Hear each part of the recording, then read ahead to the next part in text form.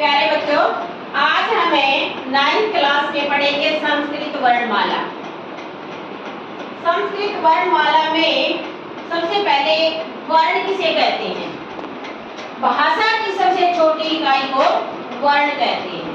और वर्ण के भेद 3 है: स्वर, व्यंजन, अयोगवा है। अब स्वर कितने हैं संस्कृत में? 13।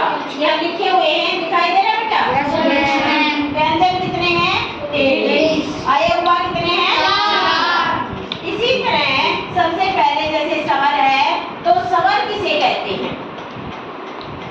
स्वर वे वर्ण होते हैं जिनके बोलने में हमें किसी दूसरे वर्णों की सहायता नहीं लेनी पड़ती, जैसे ए, ई, उ, री। स्वर के कितने भेद होते हैं? 3। यहाँ देखो बेटा, ह्रस्व, दीर्घ, प्लुत। अब हर स्वर कौन कौन से होते हैं? यहाँ दिया हुआ है ए, ई, उ, री, लरी। इसी तरह दीर्घ आ, ई, उ, री, लरी। वर्ण की परिभाषा: भाषा की सबसे छोटी इकाई को वर्ण कहते हैं। यहाँ भी लिखा हुआ है, आप देख सकते हो, मैंने बता भी दिया। ठीक है बेटा। अब मोहन है विद्यालयम गच्छते, ये मोहन है पद। ठीक है। अब मोहन है, मो है, न, इसको हम अलग अलग करेंगे।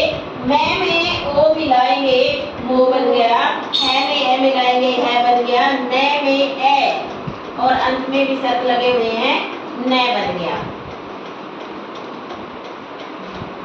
वर्ण क्यों? क्योंकि भाषा की सबसे छोटी इकाई, इसलिए इन्हें वर्ण।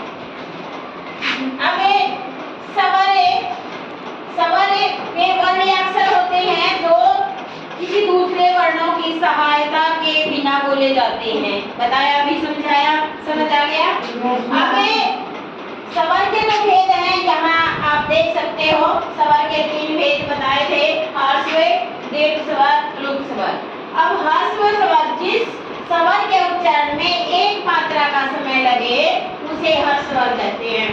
ये 5 होते हैं बेटा: ए, ई, उ, री, लरी।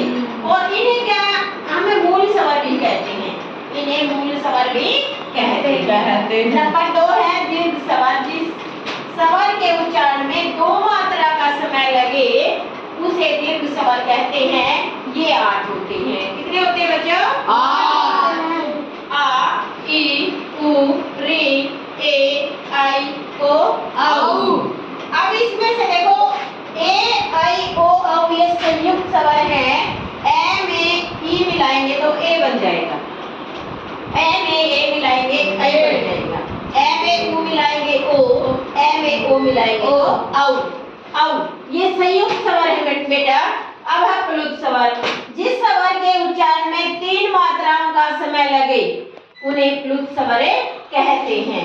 स्वर के अभी इसके बाद में जो उदाहरण है इसमें, ओम, कृष्णा।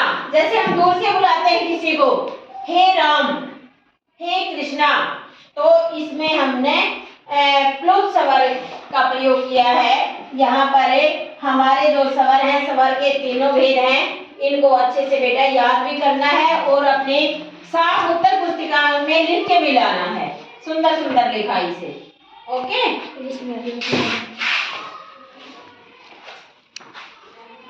तो ये थे स्वर। स्वर की परिभाषा: वे वर्ण जो दूसरे वर्णों की सहायता के